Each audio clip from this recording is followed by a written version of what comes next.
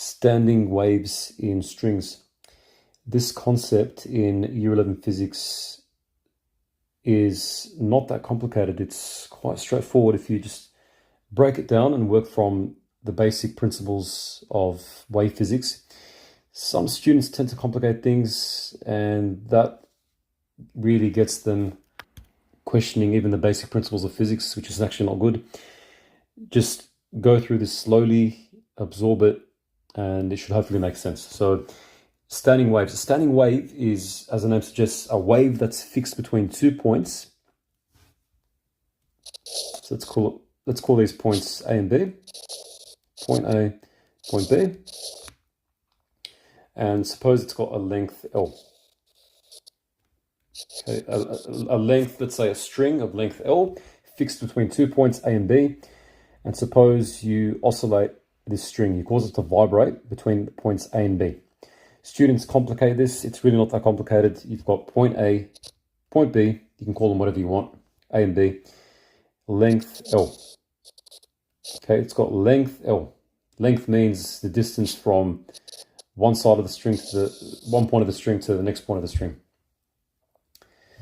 So here are the possible vibration modes, also known as harmonics or overtones, for standing waves in a string. Okay, that's fixed at both ends.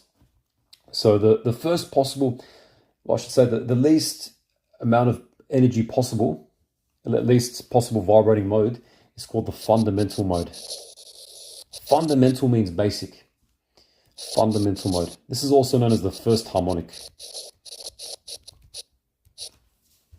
The first possible vibration mode. Now, when this string vibrates, I want you to picture this. This is frozen, okay? Frozen at a particular time and space. It's a snapshot of what's happening. It can vibrate up and down. So the dotted line is basically that string at the top, where I've labeled it L, going down. Okay, it's oscillating, it's vibrating up and down. Here, this line here, this is equilibrium. Equilibrium is the rest position of the string. If I just put so 2 points A and B, I mark them, let's say between two tables, and the strings are sitting there. It's tied up between 2 points A and B. It's just sitting there. That means that it's in its equilibrium state. If I then vibrate it, it's now oscillating about the equilibrium position. Okay, it's oscillating with some amplitude. So there's no mysteries here so far, hopefully. You've got the lowest possible energy state, which is this amplitude here of the wave. Okay, it's just vibrating between A and B, and you get one amplitude going up and down. Now let's find expressions for the frequency and wavelength of the vibrating mode here, the fundamental mode. We know that V equals F lambda. V is the speed of the wave, measured in meters per second. F is the frequency of the wave, measured in hertz, and lambda is the wavelength of the wave, measured in meters. This expression tells you the relationship between the wave speed, frequency, and wavelength. So the speed of a wave is equal to its frequency multiplied by its wavelength. It's quite a simple expression. It's the foundation for wave physics. So it tells you that basically if a wave is oscillating with a higher frequency, so it looks like this, more peaks, it'll travel faster, and vice versa. So frequency is a measure of how many peaks. Let's work out an expression that relates lambda and L in this case. This is where students always question, why this, why that. It's quite simple. Let me explain. You've got a string fixed between 2 points, like a guitar string. It supports standing waves, okay? Waves that reflect and interfere in a stable pattern, okay? There's interference happening because there's a oscillation up here and oscillation down here. Now, in a standing wave, the ends of the string are nodes. Nodes are stationary points. They're points that don't move because they're fixed. This here, this crest or this trough, these are known as antinodes. And at the lowest possible frequency, the fundamental mode, the string vibrates in the simplest possible mode. One antinode in the middle, and you've got nodes at the ends. And there's so half a wavelength between these two nodes. Okay, because for a standing wave, this is a wavelength. I should say here's a node A, B. And you have an antinode here, AN. And wavelength is defined as the distance between two crests. So there's half a wavelength between two nodes. That's half a wavelength. So if that's the case, then the string length L equals half a wavelength. In other words, lambda divided by 2. Therefore, lambda is 2L when you rearrange. I get asked a lot of questions about this, and I'm like, no, it's right there. It's pretty obvious.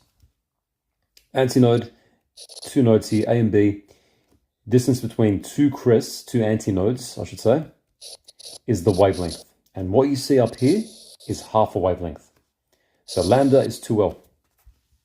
And so therefore the frequency, F sub 1, so lambda sub 1, I should say, the wavelength of the first harmonic, the frequency of the first harmonic, F sub 1, is equal to V over 2L.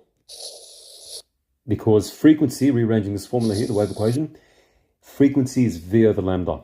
And lambda is just 2L. So I've put in 2L for lambda. Very simple.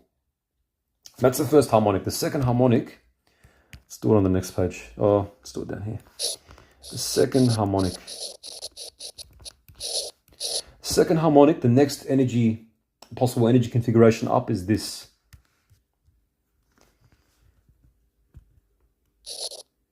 So points A and B, the points haven't changed.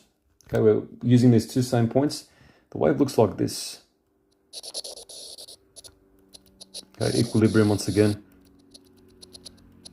You get this. If you look here, sure enough, I've got two antinodes here. That's the wavelength lambda. Okay, you've got now three nodes, A, B, and one in the middle. You've got now two antinodes. And so therefore lambda sub 2, the wavelength of the second harmonic, is L. So one full wavelength fits in the string. That's what you get. Now the frequency of the second harmonic will be V over L.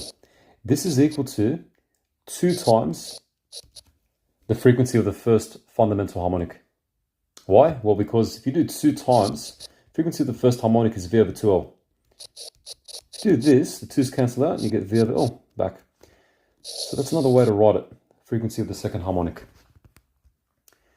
Let's now do the third harmonic. So let's go up another energy level. You'll notice here there's a pattern. You will get this. So points A and B still there. You will get 3 peaks like this. Oops.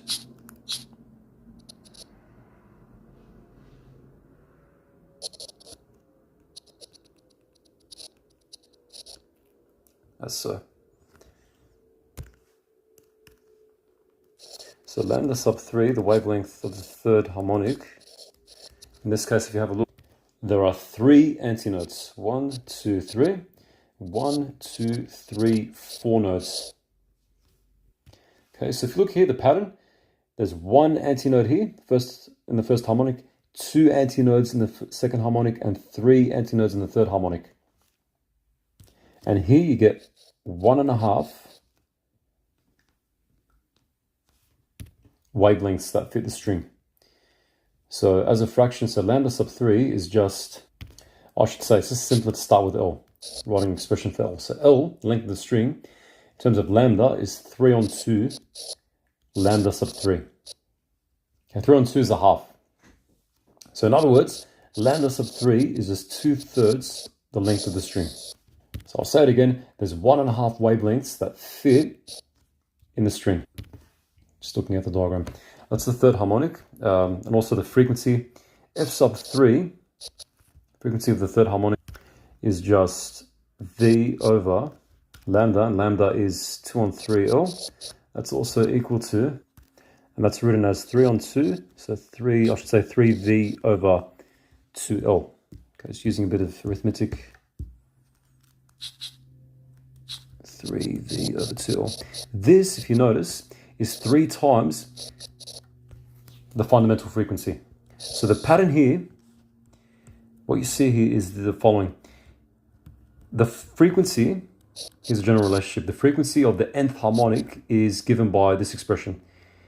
N for the harmonic and the fundamental frequency, f sub 1. That's the general relationship. For the fourth harmonic, and I'll stop here because the pattern continues. For the fourth harmonic, you can expect to see 4 peaks. So A, B, 2, oops, 1, 2, 3, 4. That's a bit hard to draw.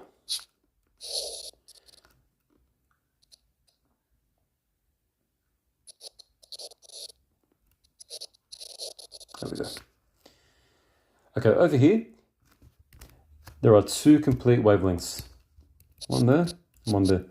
There are 4 antinodes, 1, 2, 3, 4. And there's 1, 2, 3, 4, 5 nodes. So the number of nodes in every harmonic is this, n plus 1. So 1 greater than the node number. So to write an expression for L in terms of lambda, L is just 2 lambda sub 4 in this case, the fourth harmonic. So therefore lambda sub 4 is just a half L. And f sub 4, using the general relationship, is just 4f sub 1. And that is how you work out the harmonics, the different vibration modes for standing waves in strings, in wires, other materials. It's very simple. Just start from the bottom, from the basics, work your way up.